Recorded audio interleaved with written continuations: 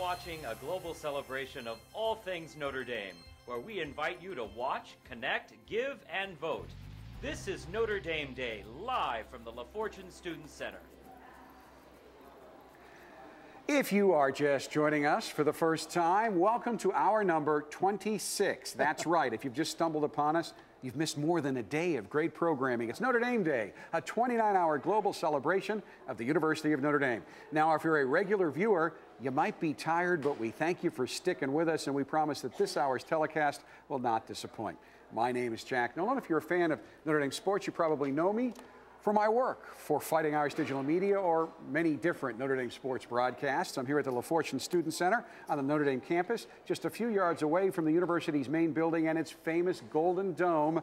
This will be our broadcast headquarters for the remaining 4 hours as we celebrate all things Notre Dame with students, alumni, parents, friends, and fans all around the world. And I'm joined by my good friend and longtime former WNDU broadcast partner, Gary Seaver. Now, they told me that this was business casual. That's right. They said no tie. They said no tie. I mean, I've got lots of ties, but there's a little bit more story. In addition to looking dapper, we used to have a tie competition on News Center 60 Saturday morning, especially around Christmas. This has got shamrocks, and it's got pots of gold on it. It's my leprechaun tie. I wear it every Saturday on Football Saturday on the Saturday Morning News. So it's also, it's Irish. It's Irish. And it's it has pots of gold, and this is a fundraiser, after all, and we haven't been pushing that on the live broadcast part of it. But remember, you can contribute, and then you can vote to send some of those dollars to many different Notre Dame departments. So that's another reason that we're doing this, in addition to telling the terrific story of the University of Notre Dame. Yeah, and when they said no tie, by the way, they were referring to 1966, Jack, so you misunderstood that. Era may be watching. All right. Okay. All right, well, being on campus is always a special time for me. I graduated in 1981, still teach at Notre Dame. I have for 23 years, and a lot of the people that you're seeing around reporting tonight have been students in my class, so it's really great to be here, and we're going to be going to the DeBartolo Performing Arts Center to hear a performance from a very unique ensemble, Collegium Musicum. That'll be coming up during this hour. I'm glad you had to read that. Yeah, I know. A couple of residence halls, Walsh and Cavanaugh. I lived in Cavanaugh for 4 years, thank you very much. Now a women's dorm. We'll engage in some friendly competition on this hour and online. And right now, I'm delighted to be joined I'm going to toss it on over to Matt McCurdy. Matt McCurdy is one of our reporters, and he has a young, aspiring Nashville artist named Zach DuBois. If you were watching our last hour, you caught a little glimpse of him. He's from right here in the Michiana area, and he's doing a great job down in Nashville. Matt McCurdy, take it away. That's right, Gary. We're here on the Notre Dame Day performance stage again with Zach DuBois, a 2011 graduate of Notre Dame, and he's here to give us a performance off his new album, Destination Unknown. Take it away, Zach. This song I wrote about tailgating for football games here my senior year of college at Notre Dame. It's called Beer for Breakfast. I was 21, just having fun, not a care in the world. My whole life revolved around cold drinks and hot girls. On Friday nights at Finney's and six-pack Saturdays, getting rowdy at a tailgate for the football game. South Bend in the fall, I was having myself a ball, yeah. Raising hell, drinking way too much, with all my friends knowing in the morning we'll be doing it all again. 'Cause that hair of the dog was the best. After a long hard night we drink beer for breakfast.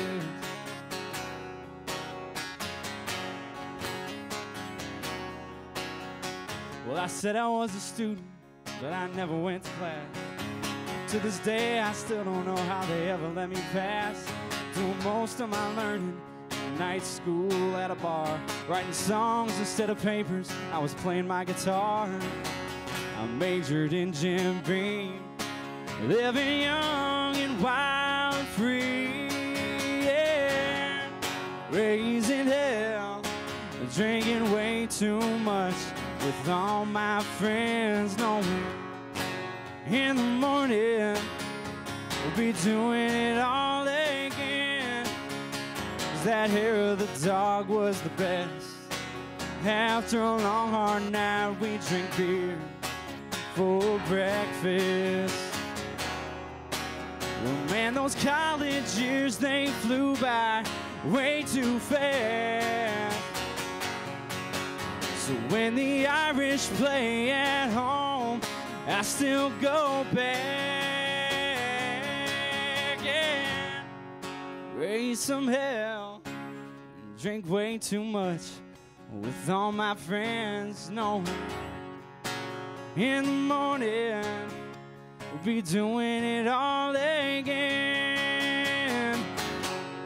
raising hell and drinking way too much with all my friends. No, in the morning we'll be doing it all again, 'cause that hair of the dog was the best. You know the hair of the dog's still the best. After a long hard night we drink beer for breakfast. Beer for breakfast. Oh yeah, we drink beer for breakfast.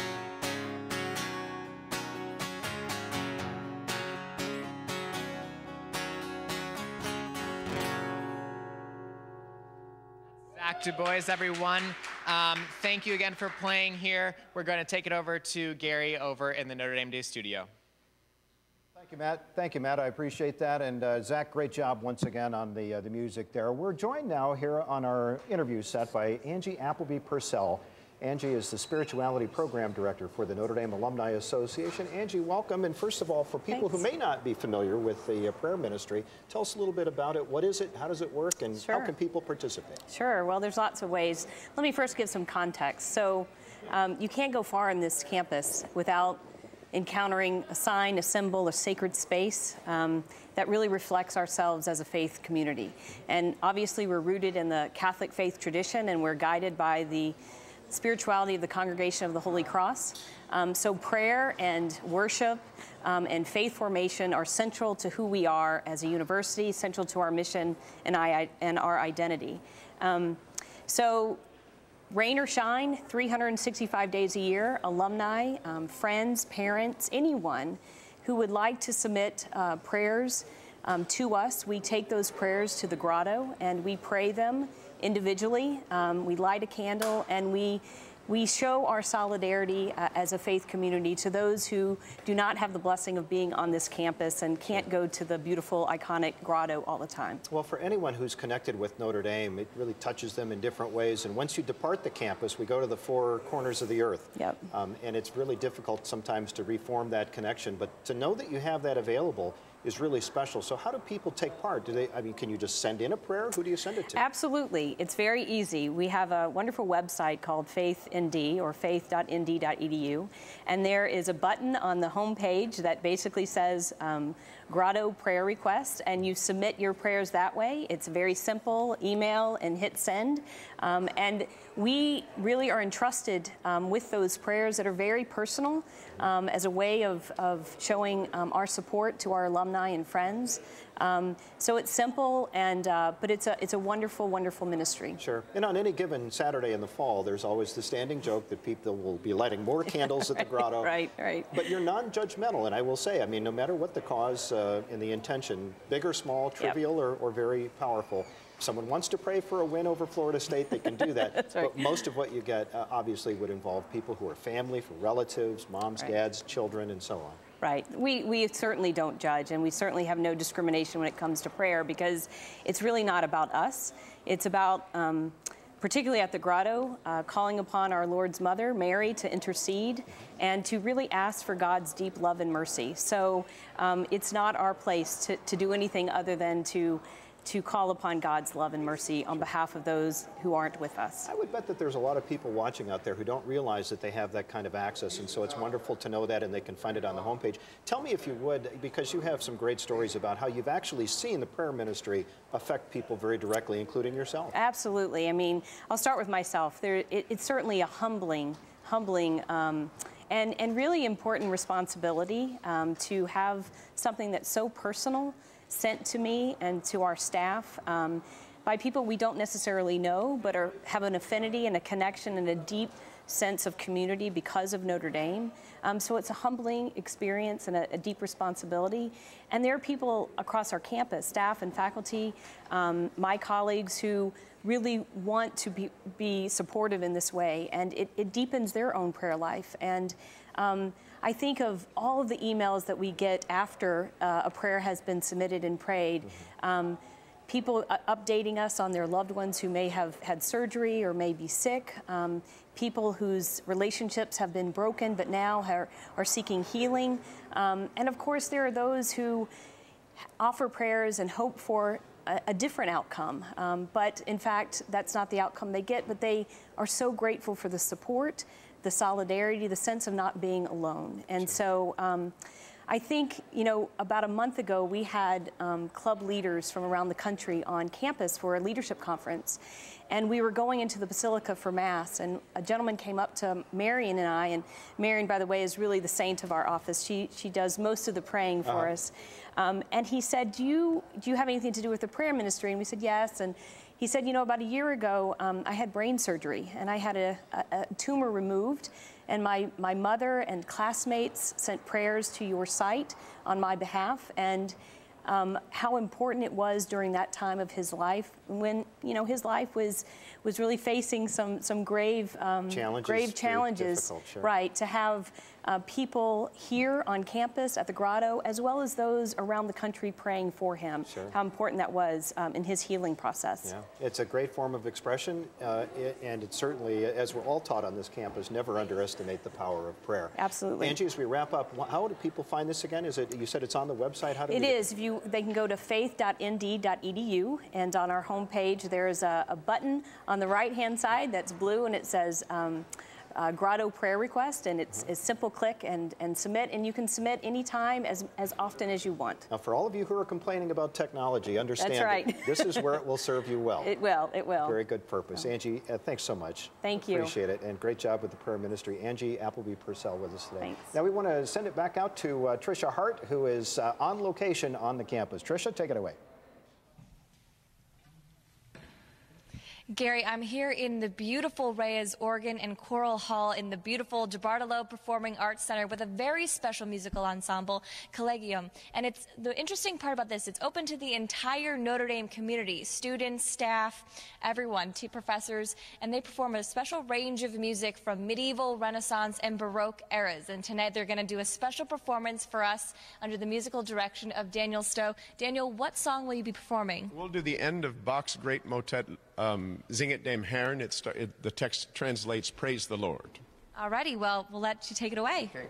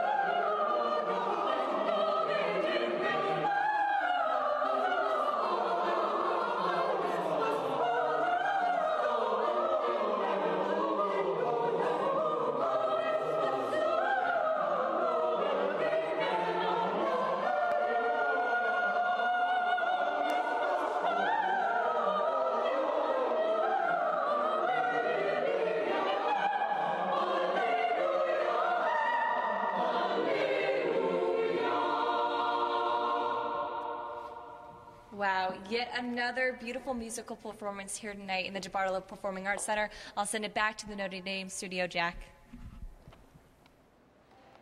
Thank you, No. As we've shared with you, Notre Dame Day is a global celebration. As we speak, groups are gathering all over the world to celebrate Notre Dame, and it is now our distinct pleasure to leave campus and check in on some members of the Notre Dame Club of Houston who are leading a Notre Dame Day celebration of their own. And the guy you're about to see and we are now seeing looks strangely familiar to me. Reggie, is that you? Make it around, man. They keep me busy.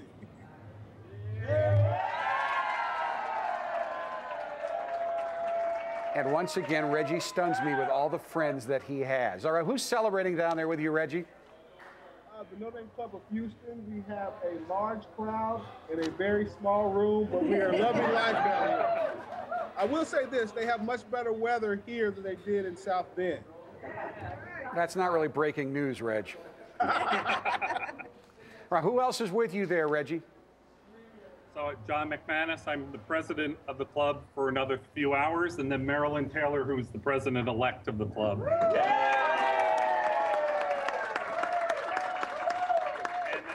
then a large, loud family, friends, and alumni.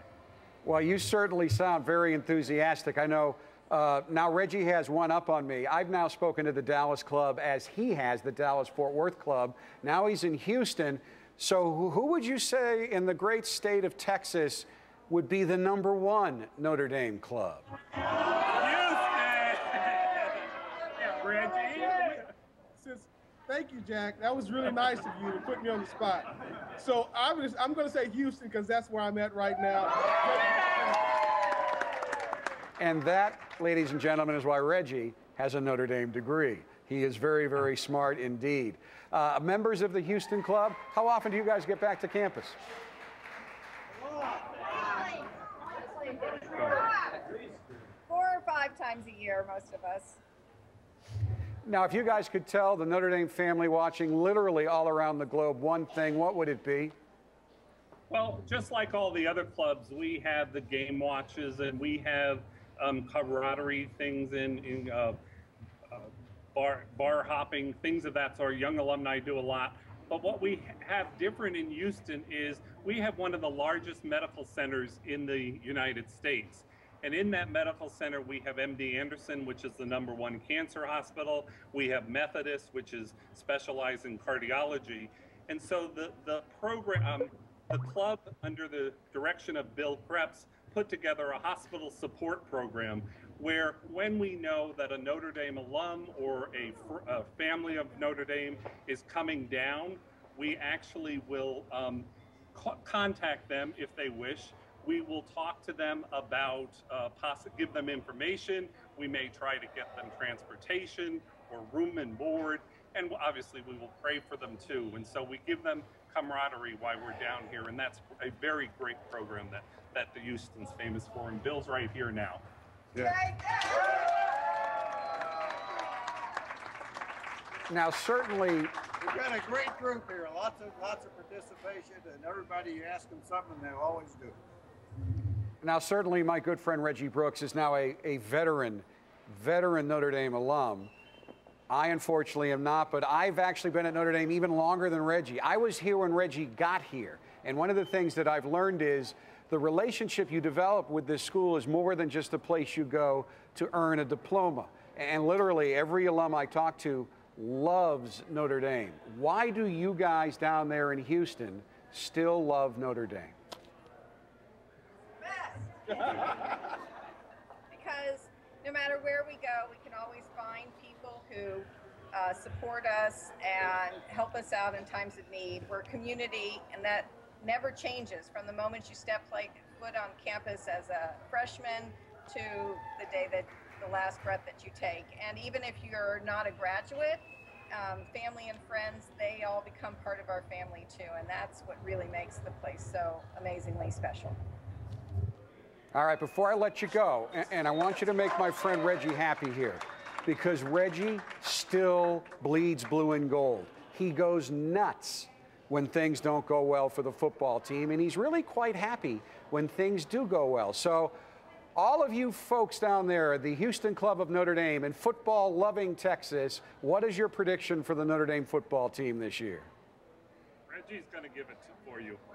And I preface this by saying I'm not a great predictor, but just in watching this team this spring and the energy that's been instilled in it, I'm a big fan of Coach Harry Hestead and what he's done with that offensive line. And I will say, I'm saying 10-2, at worst 9-3. And it's really going to depend on how well we execute those first few games within the season will determine how successful this team will be. All right, Reggie, thank you. And you know I will hold you to that on the official Notre Dame football postgame show, which you can listen to here on Watch ND. Houston, thank you. Thank you.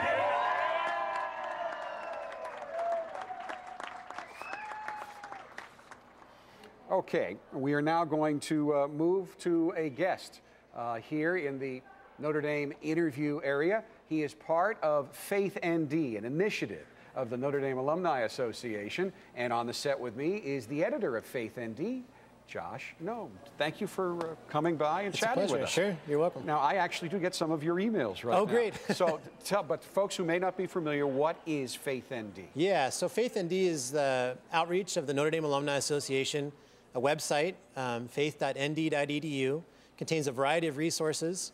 And the flagship of the site is our daily gospel reflection. This is the email that you get every day, and a number of readers do across the country. And it contains the daily gospel, a short reflection written by someone from the Notre Dame family, a student, a faculty member, a staff member, an alumni, a parent, and a short prayer written by a Holy Cross priest or a brother, and a biography of the saint of the day. And so that goes out to, we've got 36,000 subscribers now. What is the reason that you guys started Faith ND? Yeah, well, we wanted to engage the Notre Dame family in faith formation. We wanted to offer resources to form faith in the Notre Dame family. This is an initiative that's been going on for a number of years. But the daily gospel reflection, that simple email, seems to have really captured people's attention. It's given them a daily contact with the gospel that seems to root their day. And it seems to be in tune with the new Pope, because the Catholic Church has a lot of rules and a lot of regulations, and a lot of people think, well, you pray in church, but really there is no proper time to pray, and you can pray at any time. And is that one of the dividends you're hoping to get from this, and that email, whenever somebody may look at it, that it triggers a moment of reflection and prayer? Absolutely, yeah. That's one of the benefits, is that it's so flexible. You can engage it whenever you like. We hear from a lot of our readers who begin their day that way. That's one of the first things they do in their day, is they pray with that. But for others, it's during their lunch hour at work, or whenever they get a free moment. And the beauty of it is that it takes 3-4 minutes tops to read the gospel reflection and to consider where it might speak in your life. And yeah, it's a great resource to just ground your day in the gospel. What is your background? I went to school here, graduated in '98. The first in my family. My dad actually fell in love with Notre Dame 40 years ago when he watched Digger Phelps and the Irish beat UCLA and snapped their 88-game winning streak. So I grew up watching Lou Holtz crouching on the sidelines and Rocket Ismail returning kicks. Graduated here in '98, and I came back for a Master's of Divinity degree in 2005. And in between there, did some work with the Catholic press, worked for a Catholic newspaper, and it's those two things. It was the writing and the spirituality that kind of led me to this position with the Alumni Association. It combines the three things that I love. It's Notre Dame, and it's faith, and it's writing. So I feel really lucky. And Digger kicked us off last night during the first 2 hours. And if he's still watching, he'll be delighted that you mentioned the victory over UCLA, because he, to this day, only mentions it 2 or 3 times a day. Right. But now, what exactly is your role as the editor of Faith ND? Yeah, my job is to organize the daily gospel, to make sure that it's published on time and it goes out regularly. I gather writers to contribute reflections. So I make sure that they get the text well ahead of time to reflect on it and find something fruitful to present. I also get to write and research the saint of the day. And that's been a great blessing for me to do, to see these models of faith that the church holds up for us as people who've lived lives of heroic virtue. It's been very inspiring for me. So I think right now there are people saying, I would really like to receive that. And we've talked about the pieces, so let's pull them all together. Sure. What is in that email specifically each day? Yep, so each day there's 4 things. It's a gospel reading that's read at Mass. It's a short reflection, a couple hundred words, written by someone from the Notre Dame family that breaks open that gospel. There is prayer written by a Holy Cross priest or a brother, and then the saint of the day. So it's real simple, those 4 things. But it's absolutely free, and you don't have to have gone to Notre Dame to receive it. We want to get it out there to as many people as we can. Yeah, that's what we're here to do. Well, Josh, thank you very much. It's been a pleasure with us. Thanks, Jack. Josh, also a humble guy. He wouldn't want to take complete credit for this. There are others involved. So to continue this conversation, I'm going to toss it over to Gary. Well, thank you, Jack. And I'm joined live now via video chat by Tom Elmer. Tom is a 1992 graduate of Notre Dame and a participant in Faith ND, which you just heard about. Tom, welcome to Notre Dame Day, and thanks for joining us today. We really appreciate it. Tell us first, how did you learn about Faith ND's Daily Gospel Reflection resource? I just heard about it through online when I get some emails from the University of Notre Dame, and it just had the button, click here, and you can get the email every day. It's just been wonderful. It just comes to my email every morning. I can hear my phone beep about 5 a.m. and I just know that I've gotten an email.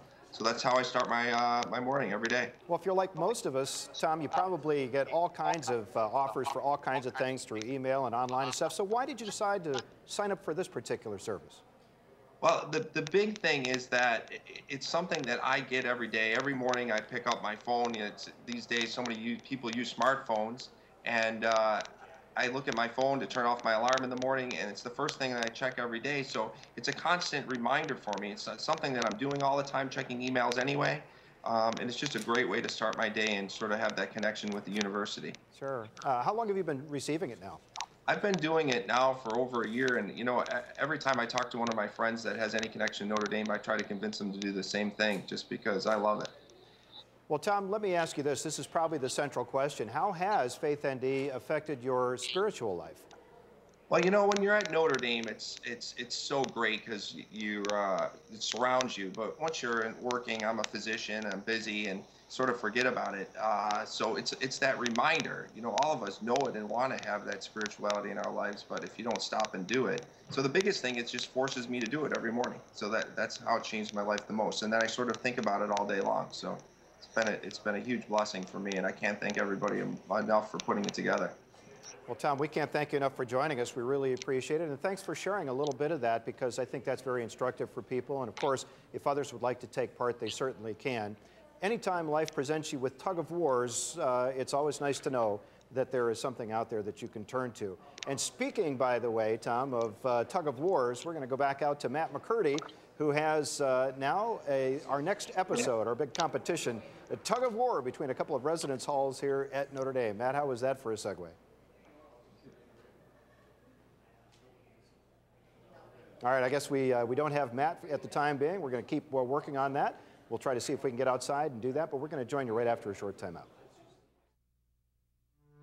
An Irish blessing. May the road rise up to meet you. May the wind be always at your back. May the sun shine warm upon your face, and the rains fall soft upon your fields. And until we meet again, may God hold you in the palm of his hand. We are the University of Notre Dame. We have tried to be both informative and entertaining for you, and now it's back to the game show portion of our show. We have teams from Walsh and Cavanaugh in our studio right now for this slightly different feat of skill. It's a new app called Heads Up. Ellen DeGeneres has made it popular on her show. Each residence hall has a two-person team to play this game. One team member holds the mobile device, the iPad, so to speak. They hold it over their heads. The other will have to give clues so their teammates can guess the word on the screen. Now, when they guess correctly, you flip the app down to get a new clue. If you don't know the word, I hope you guys know who Austin Carr is, because others didn't. You flip it up and you get another one. Now, Walsh Hall is going first. Ladies, please identify yourselves. Hi, I'm Maricel Wilbur. Okay. And I'm Megan Ball. All right, you're not nervous, are you? No. I think we got this. You sure? Okay. Think you're ready to go? Yep. All right, let's go. Start that countdown.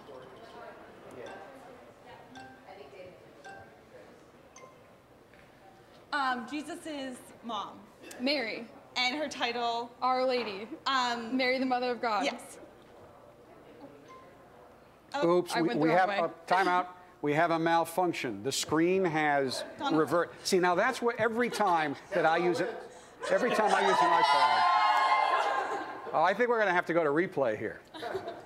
We're going to have to restart it. This must, I think I got too close to you, because this is my aura when it comes to technical stuff. Virtually everything I touch, and I didn't touch that, doesn't work. You got company. We're going to start a new game. Oh, that's too bad, because you got the answer. But it took a little time, so this could be a good thing. This could be a reprieve for Walsh, because that took about 10 seconds to get the first answer. Okay. We gotta go fast. Well, because they asked you, Marie has so many titles. That wasn't easy. Now, I don't want to scare you, because the last ones have been half sports. So I hope you're ready for sports. Okay, I think we can. All right, all right. And sportscasters. Okay, well, we'll What year are you guys? We're sophomores. Sophomores. Yes. So, do you like this little telethon we're doing here? I do, yeah. It's So, really fun. Now, do you think we should do more than 29 hours next year? I think you could. I think Notre Dame could do that. I think so. Absolutely. Now, the crew's going to kill us for that, because a lot of these folks have been here since we started. Okay, are we ready to try again? All right, don't hit the reset button. I got it. Say, okay. All right, go. Okay. Here's the countdown again.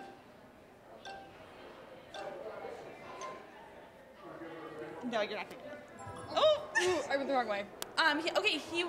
He was a football player with like Brady Quinn era. I don't know. Okay. I don't know. Next to not. PE. Yes. Our current coach. Brian Kelly. Yes.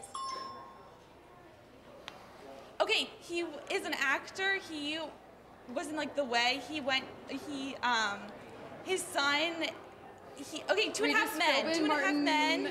Dad. Short. I don't know. Oh, you're not getting that one.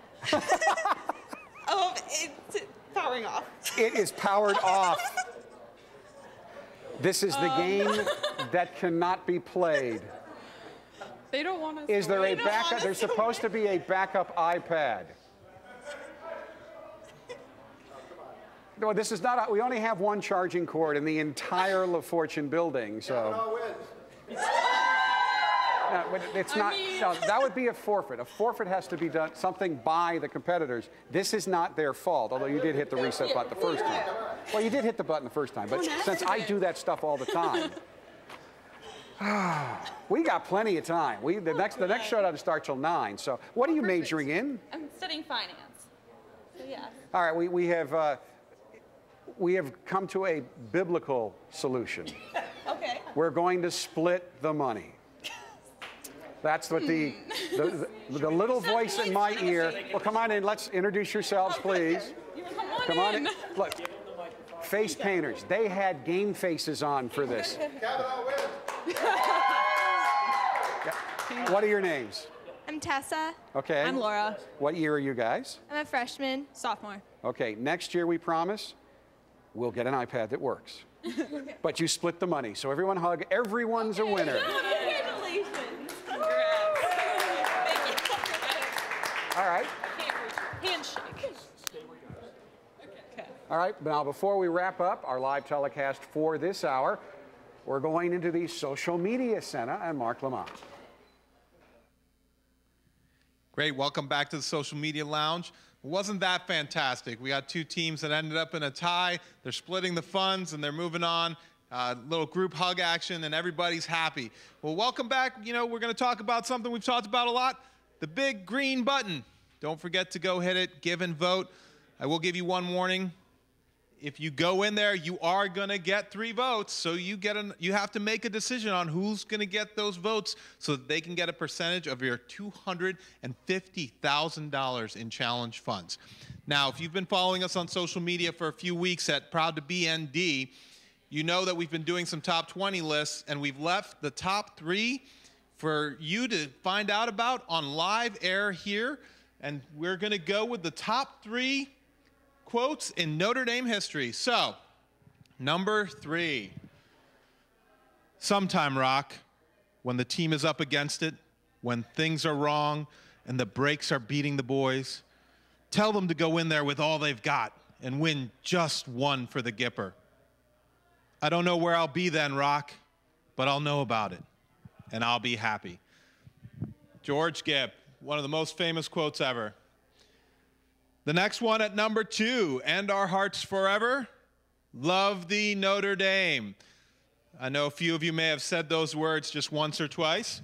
And then at number 1, I came here as a young man and dreamed of building a great university in honor of Our Lady. But I built it too small, and she had to burn it to the ground to make that point. So tomorrow, as soon as the bricks cool, we will rebuild it bigger and better than ever. Those were the words of Reverend Edward Frederick Soren on April 27th, 1879. And the whole reason why we kicked off Notre Dame Day last night at 1842. So, now that we've gotten through the top 3, we are going to pass it on to Jonathan, who's going to take you through what's going on in social media. Thank you, Mark. Thanks again to everybody tuning in from around the world on Notre Dame Day. We're so honored that you're joining us, especially those of you that have hung in through all the long hours that we've been here. You might think we're slowing down, but we got some great hours worth of guests coming up. We are just getting started, and it's up to you to help us get over that $1 million landmark. We can only do it with your help. We need the entire Notre Dame family coming together, going to notredameday.nd.edu, and casting your 3 votes for the areas of your Notre Dame experience that mean the most to you. Let's see what's going on social media here. We know we got a great Residence Hall challenge going on this hour, and I want to highlight the work on social media of Walsh Hall, getting the word out. Start donating and voting for Walsh from 8 to 9 p.m. We're facing off against Cav. Donate to Walsh from 8 to 9 p.m. $1,000 is up for grabs. Walshies, call parents, friends, etc.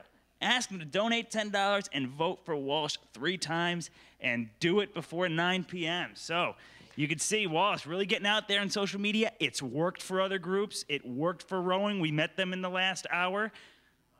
If you love Walsh, get out there and vote. And if you are an alum of Cavanaugh, this is your opportunity. Let's see how they're doing with the challenge. Ann, how are we doing?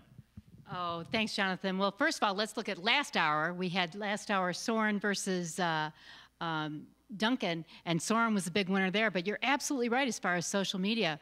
You've seen a lot of word out there about what Walsh is doing. Walsh is pulling ahead. Come on, ladies of Cavanaugh, you can get out there and do it. So that's what we've gone as far as the dorm challenge. Let's take a look at the leaderboard. We are over 3,000 gifts. How wonderful to be able to say thank you on that. Woo! Over 3,000 gifts, and look at our dollar total, $884,000. How awesome will it be able to say thank you for $1 million? And I hope we're saying that in a few hours. So get out there, take that big green button, press it, dollars coming in. Now let's see what's happening next hour, Mark. Great, thank you, Ann. Coming up in the next hour, we have Dean Laura Carlson from the Graduate School. We'll also have Scott Malpass, an alum from class of '84, who's Vice President and Chief Investment Officer for the university here. We'll be going live to Switzerland to visit CERN. We'll also have a live performance by Project Fresh. And Carroll Hall versus Fisher O'Hara Grace will close out our dorm challenge. Now, before we close out this hour, well, then we're closing out this hour, as I've just been told. I apologize for that. And, you know, live TV, anything can happen. So off we go to the next hour. Thank you very much for tuning in.